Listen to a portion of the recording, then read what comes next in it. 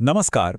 आज बात करते हैं एक ऐसे प्रतीक की जो भारत के मंदिरों में, घरों में, हर जगह मौजूद है, लेकिन शायद इसे ही सबसे ज्यादा गलत समझा गया है। शिवलिंग हम सब ने देखा है ना? पर सवाल यह है कि इसका असली मतलब क्या है? क्या ये सिर्फ वही है जो दिखता है? नहीं, इसकी कहानी जो सतह पर नजर आता है उससे कहीं ज्यादा गहरी है। तो देखिए, एक आम धारणा जो आज बहुत फैली हुई है वो असल में 19वीं सदी के कुछ लेखकों की वजह से पॉपुलर हुई। पर मजे की बात यह है कि यह धारणा हजारों साल पुराने संस्कृत ग्रंथों में जो इसका मतलब बताया गया है उससे बिल्कुल मेल नहीं खाती। तो चलिए जरा इसकी तह तक चलते हैं, देखते हैं सच क्या है। और सबसे पहला और सबसे बड़ा सुराग पता है कहाँ है? इसके नाम में ही। संस्कृत में लिंग शब्द का सीधा सा मतलब होता है एक चिन्ह या निशान। मतलब ये कोई चीज नहीं बल्कि एक पॉइंटर है, एक इशारा उस परम शक्ति की तरफ जिसका कोई रूप नहीं, कोई आकार नहीं। पुराने ग्रंथ इस बात को और भी साफ कर देते हैं। सोचिए, अगर शिव निराकार हैं तो फिर उनकी पूजा कैसे होगी? बस लिंग ही वो पहला बिंदु है, वो पहला प्रतीक जहां वो निराकार शक्ति इस सृष्टि के लिए एक आकार लेना शुरू करती है। अब यहाँ एक वाकई बहुत दिलचस्प बात आती है, और वो है इसके पीछे की कहानी। पुराणों में ना इसके रूप को लेकर एक बड़ी ही जबरदस्त एक नाटकीय कथा मिलती है।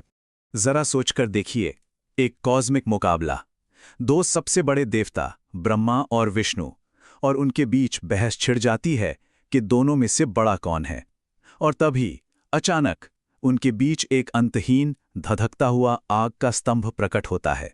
ऐसा स्तंभ जिसका ना कोई शुरू है ना कोई अंत, और चुनौती मिलती है, जाओ इसका सिरा ढूंढ कर लाओ। लेकिन यह सिर्फ एक मुकाबला नहीं था। ब्रह्मा ने जो झूठ बोला उसके नतीजे बहुत गहरे हुए। इसी एक घटना ने शिव की सर्वोच्च और अथाह शक्ति को हमेशा के लिए स्थापित कर दिया, और साथ ही विनम्रता का एक बहुत बड़ा सबक भी सिखाया। और बस यहीं से ये कहानी शानदार तरीके से ये बताती है कि कैसे लिंग शिव का मुख्य प्रतीक बन गया, वो भी अनाइकॉनिक, मतलब जिसमें कोई इंसानी शक्ल न हो, कोई मूर्ति नहीं, बल्कि एक मौलिक और उससे कहीं ज्यादा गहरा चिन्ह। तो ये तो हो गई पौराणिक कथा, लेकिन इतिहास क्या कहता है, सबूत क्या है? चलिए अब जरा हजारों साल पुराने आर्कियोलॉजिकल सुराड़ों पर एक नजर डालते हैं। इस प्रतीक का सफर कोई 100-200 साल का नहीं, हजारों साल लंबा है। इसकी झलक हमें सिंधु घाटी सभ्यता में मिलती है। फिर वेदों में एक कॉस्मिक पिलर का कॉन्सेप्ट आता है, और फिर कहीं जाकर ईसा से भी 200-300 साल पहले हमें इसका पहला ठोस फिजिकल रूप देखने को मिलता है। और ये देखिए, वो अद्भुत कलाकृति गुडी मल्लम लिंगम, ये सबसे पुराने शिवलिंगों में से एक है। और ये इतना फैसिनेट क्यों करता है? क्योंकि ये एक ही समय पर एब्स्ट्रैक्ट भी है और साकार भी। इसका जो आकार है वो तो साफ तौर पर फैलिक है, लेकिन उसी पर शिकारी के रूप में शिव की पूरी मूर्ति उकेली हुई है। तो सवाल उठता है कि यहाँ हो क्या रहा है? इसका जवाब हमें एक बहुत ही गहरी योगिक फिलॉसफी में मिल सकता है, ऊर्ध्व रेतिस। देखिए, इसका मतलब सांसारिक प्रजनन से नहीं है।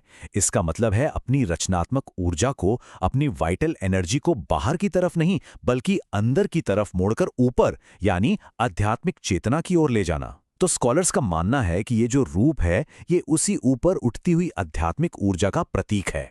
अच्छा, ये सब हमें एक और जरूरी सवाल पर ले आता है। क्या जितने भी शिवलिंग हैं वो सब एक जैसे होते हैं? इसका जवाब हमें मिलेगा लिंग और ज्योतिर्लिंग के बीच का अंतर समझने से। देखिए, एक बात तो साफ है, हर लिंग पवित्र है, पर जो सबसे बड़ा फर्क है वो है उनकी उत्पत्ति का। एक शिवलिंग उसे इंसानों द्वारा बनाकर स्थापित किया जा सकता है, उसकी प्राण प्रतिष्ठा की जा सकती है, लेकिन ज्योतिर्लिंग को स्वयंभू मानते हैं। स्वयंभू मतलब जो खुद प्रकट हुआ हो। ये वो जगहें हैं जहां शिव का वो अनंत प्रकाश स्तंभ अपने आप खुद को खुद प्रकट हुआ। और पुराणों में ऐसे 12, सिर्फ 12 मुख्य ज्योतिर्लिंगों का जिक्र है जिन्हें सबसे ज्यादा पवित्र माना जाता है।